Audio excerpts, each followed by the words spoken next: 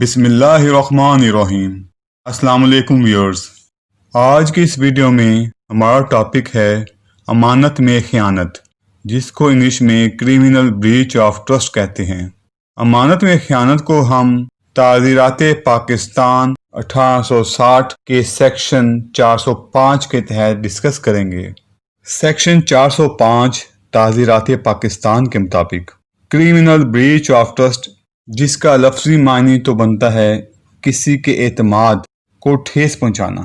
کسی کے اعتماد پہ پورا نہ اترنا، لیکن اس کو عام طور پر امانت میں خیانت کہا جاتا ہے۔ اس کی تعریف اس طرح کی گئی ہے: جب کسی شخص پر اعتماد کرتے ہوئے کوئی جائیداد اس کے حوالے کی جائے۔ اب جائیداد میں کوئی جائیداد منقولہ بھی آ سکتی ہے، غیر منقولہ بھی آ سکتی ہے، رقم کی صورت میں بھی ہو سکتی ہے، کسی چیز کی صورت میں بھی ہو سکتی ہے، کسی پراپرٹی کی صورت میں بھی ہو سکتی ہے۔ جب کسی شخص پہ اعتماد کرتے ہوئے کوئی جائیداد اس کے حوالے کی جائے اور وہ شخص بدنیتی کے ساتھ اس میں خرد برد کرے، یعنی وہ شرائط جن شرائط کے تحت یہ جائیداد اس شخص کے حوالے کی گئی تھی، چاہے وہ شرائط باضابطہ طور پہ بیان کی گئی تھی یا پھر ان کو اخذ کیا جا سکتا تھا، ایسا شخص ایسی جائیداد کو غلط طور پر استعمال کرے یا پھر اس کو آگے کسی کو ٹرانسفر کر دے یا پھر اس کو اپنے نام منتقل کر دے، ایسے عمل کو امانت میں خیانت کہا جائے گا۔ کرمنل بریچ آف ٹرسٹ کو ثابت کرنے کے لیے 3 چیزوں کا ہونا بہت ضروری ہے۔ پہلے نمبر پر تو یہ کہ ایسی چیز دوسرے شخص پہ اعتماد کرتے ہوئے اس کے پاس بطور امانتن رکھی گئی ہو۔ دوسرے نمبر پر ہے بدنیتی، اور تیسرے نمبر پر ہے استعمال کرنا، یعنی کہ دوسرا شخص جو ہے جس کے پاس ایسی چیز اعتماد کے طور پر بطور امانتن رکھی جائے اور وہ بدنیتی کے ساتھ، ڈس آنیسٹی کے ساتھ ایسی چیز کو اپنے استعمال میں لائے یا ایسی چیز کو ضائع کر دے یا ایسی چیز کو آگے کسی کو ٹرانسفر کر دے، تو ایسے شخص کے ایسا کرنے کو امانت میں خیانت کہا جائے گا۔ مثال کے طور پر ایک شخص کو مرنے والا وصیت کرتا ہے کہ تم میری فلاں فلاں جائیداد کو فلاں فلاں اشخاص میں اس طریقے سے تقسیم کر دینا، لیکن وہ شخص جس کو مرنے والا شخص وصیت کر کے جاتا ہے اور اپنی جائیداد اس کے حوالے کر کے جاتا ہے، وہ شخص اس کو اپنے استعمال میں لے آتا ہے،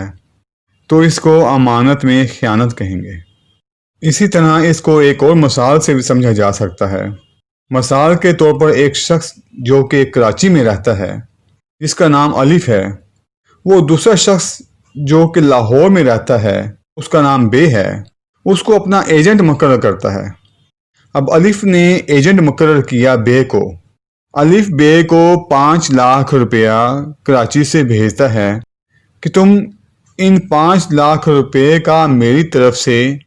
پرنٹنگ پیپر لے لینا، لیکن بے جو ہے ان پیسوں کا پرنٹنگ پیپر لینے کے بجائے ان کو اپنے کاروبار میں انویسٹ کر لیتا ہے، تو بے کے ایسے عمل کو امانت میں خیانت کہا جائے گا۔ اسی طرح مثال کے طور پر میں بیرونی ملک جاتا ہوں اور میں اپنی گاڑی اپنے دوست کے حوالے کر جاتا ہوں کہ میں 1 ہفتے بعد واپس آؤں گا اور اپنی گاڑی تم سے واپس لے لوں گا۔ میں احتیاطاً اس کو گاڑی کے ساتھ گاڑی کی کاپی بھی دے جاتا ہوں، لیکن جب میں 1 ہفتے بعد واپس آتا ہوں تو مجھے پتہ چلتا ہے کہ میرے دوست نے میری گاڑی کو سیل کر دیا ہے، تو میرے دوست کے ایسے عمل کو امانت میں خیانت کہا جائے گا۔ امانت میں خیانت کی سزا سیکشن 406 میں دی گئی ہے، جس کے تحت ایسے شخص کو 7 سال تک قید یا جرمانہ یا دونوں سزائیں ہو سکتی ہیں۔ سیکشن 409 میں کہا گیا ہے کہ جب امانت میں خیانت کوئی پبلک سرونٹ کرتا ہے یا کوئی بینکر کرتا ہے یا کوئی ایسا شخص جو کسی دوسرے شخص کا ایجنٹ ہو یا اس کا اٹارنی ہو، وہ اگر ایسی امانت میں خیانت کرتا ہے تو ایسے شخص کو 10 سال تک قید دی جا سکتی ہے اور اس کو جرمانہ بھی ہوگا۔ یہ ویڈیو دیکھنے کا بہت شکریہ۔